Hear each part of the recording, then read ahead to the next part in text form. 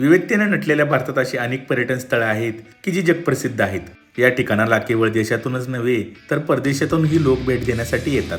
या ठिकाणांमध्ये आता अजून एक नाव जोडलं गेलं आहे आणि ते नाव म्हणजे गुजरातमधील नर्मदा नदीवर असणारा सरदार वल्लभभाई पटेल यांचा जगातील सर्वात उंच पुतळा, ज्याला स्टॅच्यू ऑफ युनिटी असंही म्हणतात. हे स्मारक गुजरातमधील नर्मदा नदीवर असलेल्या साधू बेटावर आहे.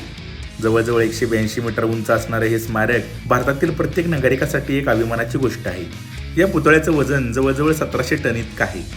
हा पुतळा ज्या बांधकामावर उभा आहे या स्ट्रक्चरच्या आत भव्य असा एक्झिबिशन हॉल बनवण्यात आला आहे. या ठिकाणी त्यांचा संपूर्ण जीवन प्रवास माहितीपटाद्वारे दाखवण्यात आला आहे.